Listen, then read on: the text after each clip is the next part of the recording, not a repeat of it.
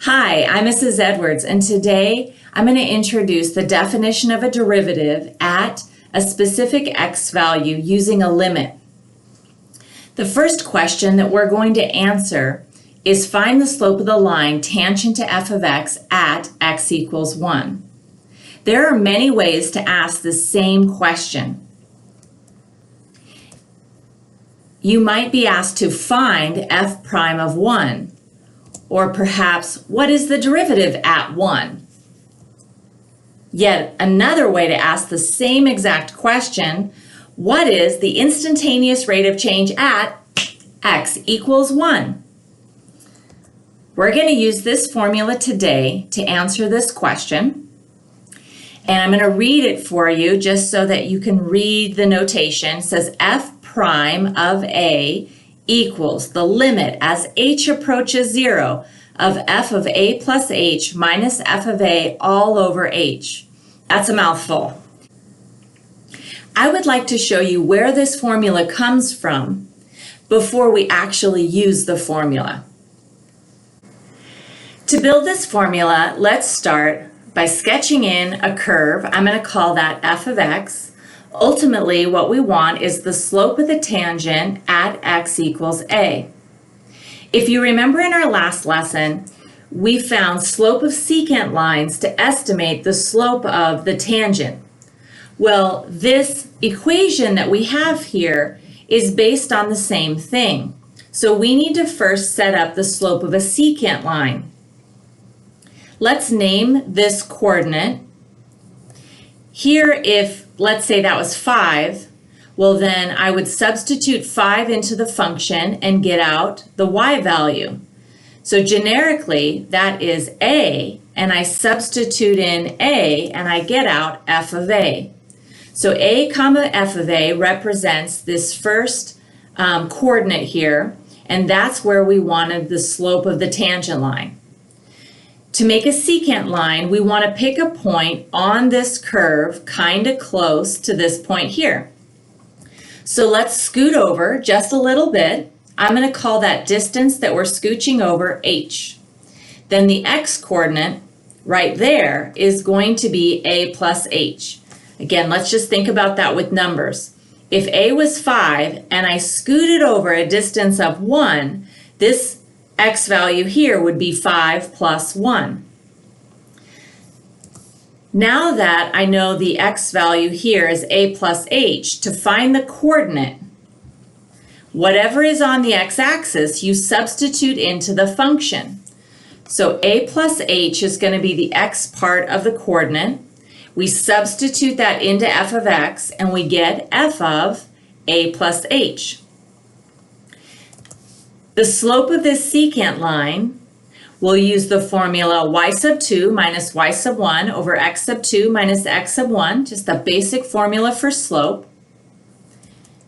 And that amounts to f of a plus a, y coordinate minus y coordinate, f of a over a plus h minus a. That can simplify just a little bit. And notice what we have left is that part of the formula. Ultimately, we're trying to find the slope of the line tangent at x equals a. So we want the slope of that yellow line. And this part of our formula is just finding the slope of the secant line. But the limit as h goes to 0, that right there is going to turn the secant line into the tangent line. What does it mean for h to go to 0? Perhaps right now this distance is 1. So let's say h is 1. If h is the distance from here to here and that distance is heading to 0, it means it's getting smaller and smaller.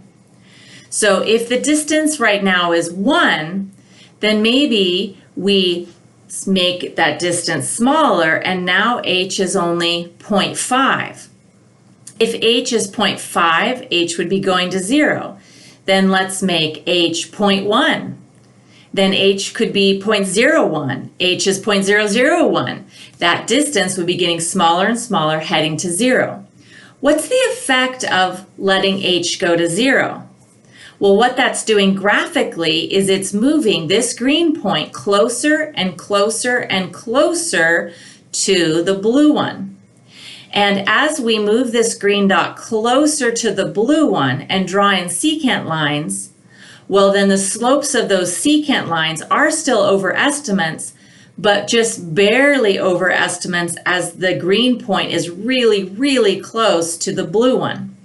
And limits are about what the answer is heading to. So the slope of these secant lines would be heading to the slope of the tangent line. I'm just going to make this h a little bit smaller once so you can see that visually. Here's my h. Ultimately, I want the slope of that tangent line, so kind of look at the slope of the secant line right now. I'm making that h smaller because h goes to 0, which then moves over a plus h. So then the effect is the green point there is even closer to the blue one. It's still known as a plus h comma f of a plus h. There's the slope of that secant line. And notice, compared to the slope of the secant line when the point was further, that green point was further away, the slope of this new one, it's still steeper than the yellow one, but it is closer to the steepness of the yellow one. If we continue to do this over and over again, moving this green point closer and closer, well, this secant line, the slope of it would be getting closer and closer to the slope of the tangent line. And that's what limits do for us. It's what it's heading to. So these secant line slopes are heading to the slope of the tangent. All right, hopefully you now can kind of see what the meaning is of this. This is the slope of a secant line. This limit as h approaches 0 is just moving the point closer and closer on the curve to this blue point, and then the answers to those slopes would be heading to a slope of the tangent line. This is a formula you should have memorized. So we're going to move on now and use the formula. Let's use our new formula to find the answer to this question. Here's our formula. The a is 1 because we want to find the slope of the tangent to f of x at x equals 1. So let's replace all the a's in the formula with 1. Next, we need to find the answer to a few of these pieces. So let's do a little scratch work off to the side. Let's find the answer to f of 1 plus h. So you're going to go to the function f of x, whatever that is, and you're going to replace every x in the function with 1 plus h. I make that substitution. X squared becomes 1 plus h squared. We need to simplify, so 1 plus h times 1 plus h, FOIL that together, combine h plus h, and we have the answer to f of 1 plus h. We also need to know the answer to f of 1. So some more scratch work. Let's substitute 1 into our function. That gives us, instead of x squared, 1 squared, which equals 1. Now that we know f of 1 plus h and f of 1, let's substitute those. Simplify, so in the numerator, the plus 1 minus 1, those go away. Now we have this limit.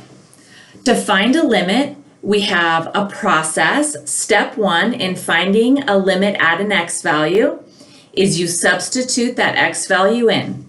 So if I substitute 0 in for h, I'm going to have 0 squared plus 2 times 0 over 0.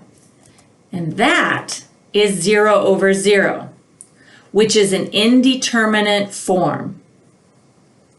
If you have an indeterminate form, then the next step in finding a limit is to try to factor, cancel, resubstitute. So I'm going to drop that off there, and I want to factor. In the numerator, we have an h in common to both terms. So I'm going to factor that to be h times h plus 2. So factor, cancel, those h's cancel. And so now I have just the limit as h goes to 0 of h plus 2. So factor, cancel, resubstitute. If I substitute 0 into what's left after I canceled, we're going to have 0 plus 2, which is 2. So we found the answer to f prime of 1. It equals 2. Remember, f prime of 1 is the slope of the tangent to the function f of x at x equals 1. Here's a picture of what's going on. There's f of x equals x squared. At 1, 1, because we want the slope of the tangent when x equals 1. So if you substitute 1 into the function, the full coordinate is 1, 1. The slope of that line right there, we just found, the slope of it is 2. Ways that you can say that: m is 2, the slope of the tangent is 2, f prime of 1 equals 2. In the homework, you will be asked questions like this to find the slope of the tangent to a function at x equals 1, and you'll use this formula. But you'll also be asked some follow-up questions. One of those follow-up questions is to write the equation of the tangent line to a function at an x value. If you're going to write the equation of any line, I really want you to think of this formula here. I know that before calculus, probably the most commonly used equation of a line formula would be the y equals mx plus b. It's going to be really common in calculus that you know a point and a slope. So this is the formula that you will use frequently. Here's a picture of what we're trying to find. I've got my curve y equals x squared. Here's the point at x equals 1. And there's the tangent line. We want to find the equation of that yellow line. But keep in mind, we already have the point and the slope. We just found that a moment ago. The point right there, if we substitute 1 into the function, we get out 1. So there's the point on this line. The slope of that tangent line we found using the formula, the limit as h approaches 0 of f of a plus h minus f of a all over h. And we found that the derivative at 1 is 2. In other words, the slope of the tangent line here at 1 is 2. If we know that the slope of the tangent is 2, well, we now have the point 1, 1, and then we also have the slope. Substituting all of that in, we have the equation of this tangent line.